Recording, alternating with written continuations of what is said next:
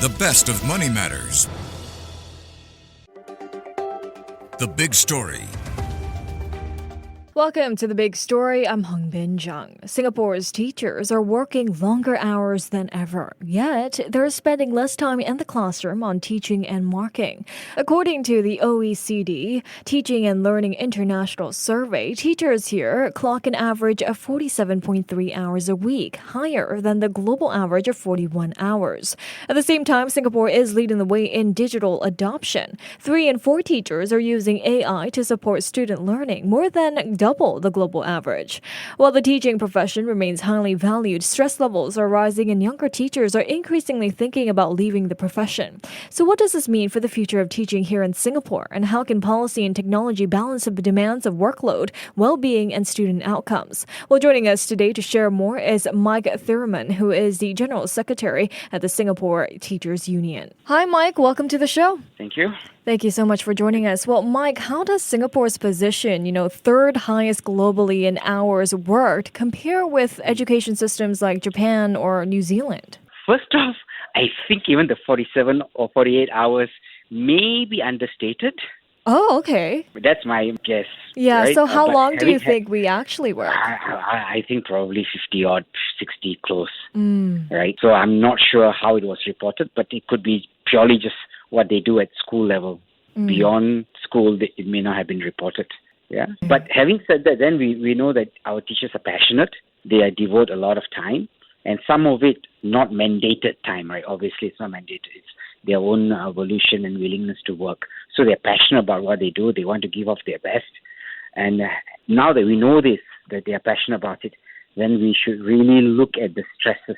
It's not just the number of hours that they work, but where does that work go? Right? Is it interaction with students, outright teaching, or administrative tasks, which could be mundane, menial, and very stressful for teachers?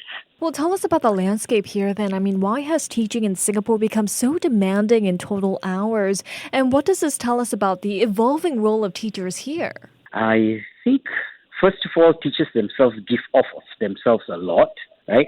Even if nobody asks, they would want to do the last mile, the last bit for the students. That is on the nature of being a teacher, right? It's more than a profession, it's a mission, right? It's a vocation of sorts. But that's why we need to understand, right? You don't have to mandate these things. So what we need to do is really remove the demands, the unnecessary demands from teachers, including parental expectation from the ministry or the school leaders in terms of committee work, administrative work. These are the things that we can pull off, right? The number of hours they teach outright is lower than the OECD average, the actual contact time, right?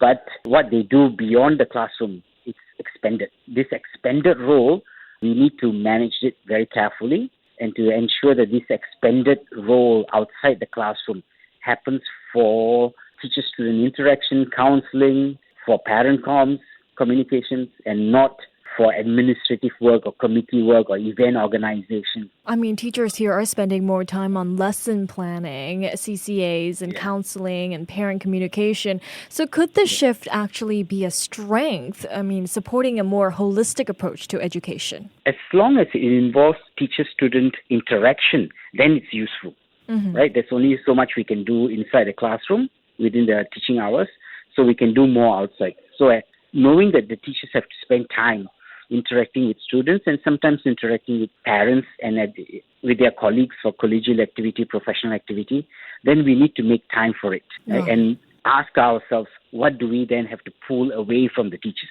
One of the things that was highlighted is the marking load. They mark more and they are actually stressed by marking. That is probably due to the class size. Right? If you have 20 scripts to mark, then it's easier than having 40 scripts to mark. So there are some things we really need to look at and also look at AI and see how AI can actually help marking some of these stress points, how AI can alleviate. And teachers already pointed out, AI does work in terms of streamlining administrative workload. So we need to see how else we can deploy AI, enhance AI to do these tasks that teachers find a stress.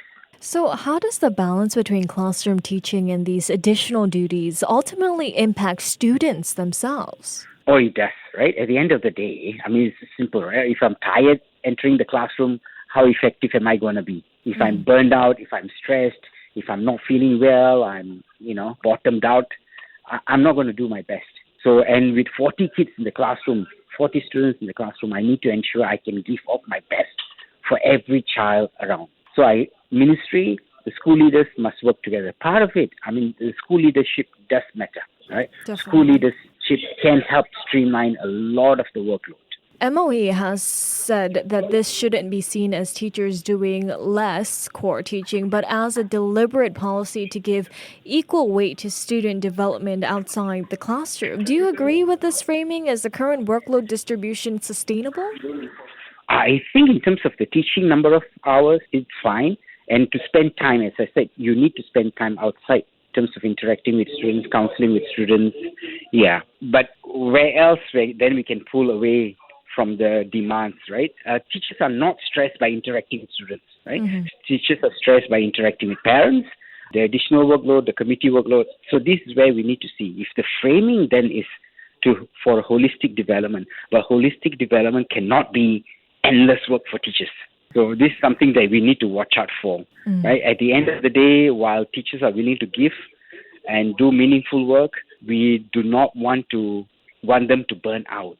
Definitely. Having done this, yeah. Moving on here, technology is another big factor highlighted in the survey. 3 in 4 Singapore teachers use AI, more than double the global average. Mike, do you think adoption has been so rapid here compared with, international peers? Oh, okay. COVID helped because it accelerated the whole thing, right?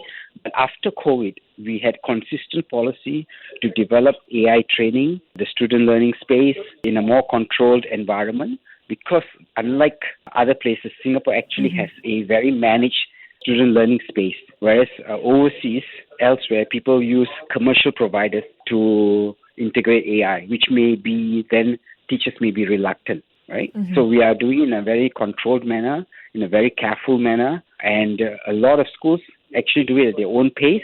So teachers' adoption, AI. So if I'm going to do at least, let's say, once a fortnight home-based learning, I'm going to definitely use AI, right? So I think the adoption is due to that, and we have understood that, there are some aspects AI can help, right? We know, and I think teachers have reported that they know they are concerned about some things that AI can produce, but more or less there is an advantage in using AI as long as it's pedagogically sound. Well, teachers use AI mainly for lesson planning and admin tasks, but less for, marking. So is AI generally, helpful, and where does it fall short?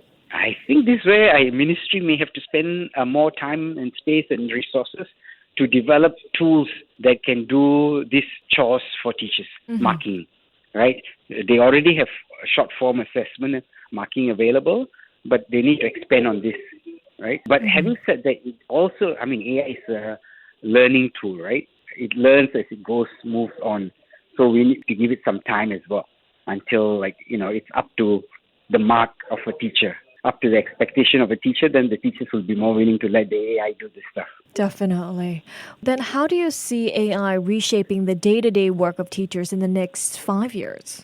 I think it will increase, not just pedagogically, but also for administrative workload. Actually, there are a lot of administrative stuff AI can do, right? MOE should really spend time and resources onto those kind of areas where teachers say, I do not want to do this is meaningless chore. Okay? Then MOE should really look at it and see whether it can aggregate this and put up an app, and really study the impact of AI in reducing teachers' administrative load.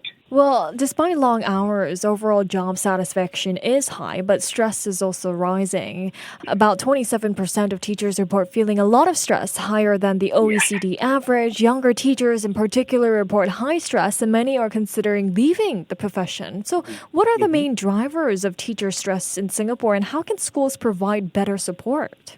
I think the biggest stress would be obviously administrative, committee work, non-teaching roles, non-teaching tasks, right? Like event organizing, even to a certain element in being involved in CCA. the administrative aspects of CCA. I don't think they mind interacting with students during CCA, but there's a lot of administrative chores attached to it, CCA. If you're a teacher in charge of a uniform group, your weekends probably burned, right? And teachers already have so little time. So I think all these things add up. We need to really look at what is being done and what the schools do. Okay, there's a lot of over-programming at schools. Maybe they really need to look at the kind of provisions they provide for their students and say some things we can do, some things we should not be doing.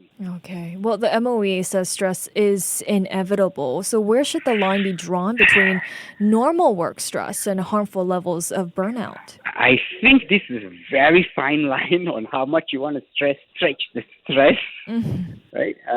Because every individual has his own limitations, boundaries. Right? And when the stress tips over and becomes distressing, right? So we need to watch out for it. A normal stress, yes, but you can't stretch it so much to say that if like 20% or 30% of the people say I'm overstressed, or only 5% I think said I have enough time to do, a lot of time to do my own things. The rest of teachers don't have. That's not quite sound. Yeah, I mean, we should really say, okay, where is the stress coming from? It's not the overall level of stress, but where is the stress coming from? Right? Is it for classroom interaction? Is it pedagogical? No, teachers won't say that. Classroom teaching, teachers wouldn't say that. Right? But maybe at times when there could be classroom management issues, those kind of things we need to address. So I think we really need to deep dive now that we have these results. These results are not new. We have known that our teachers work more. It's quite similar to 2018 results. The stresses are quite similar, right? Yet the level of satisfaction is still very high amongst teachers. So they want to teach. They are there for the students, not for the paperwork. Definitely. Well, the survey also found that 40% of teachers under 30 plan to leave the profession within 5 years, double the OECD average. What's your outlook on the pipeline of future educators here? That's a red flag. But having said that, it's better than 2018 results, though, right? So while it's above OECD average, it's better than our own 2018 results. But it is nonetheless a red flag, and we need to do more for beginning teachers and younger teachers. Two categories, right? Beginning teachers, you could be mid-career coming in at 35, 40, but we have our younger teachers who are from quite a different generation. Their aspirations are different, idea of work is different, so we need to calibrate a bit more on our own expectations of younger teachers and say what works for them, what does not, and the work environment must shift. Schools as a workplace must shift the way they do work. Right. They cannot do the way they've been doing in 1995, 2005. It's no longer applicable. Well, looking ahead, the question is whether Singapore's teaching model can be sustained in an era of AI and rapid digital change. So if you could recommend one key shift to keep teaching attractive in Singapore, what would it be? Remove administrative tasks. Don't over-program at school level. Don't provide 30 CCAs. Right? If you can do only 20 CCAs or 10 CCA, leave it. Okay, and ask for people what they want to do. Actually, at the end of the day, school leadership matters. Kinds of school leaders we have, we need enlightened, wise school leaders who build a culture of collegiality and camaraderie. Right? If teachers feel a sense of belonging to the school and they know that the school leaders have their backs, right, will protect them, will nurture them, will develop them, will grow them, they would want to stay. Well, some great insights from you there. Thank you so much, Mike, for joining me today. Thank you very much for having me. Thank you. That was Mike Thiruman, who's a General Secretary at the Singapore Teachers Union. This has been The Big Story with me, Hongbin Jeong. Money FM 89.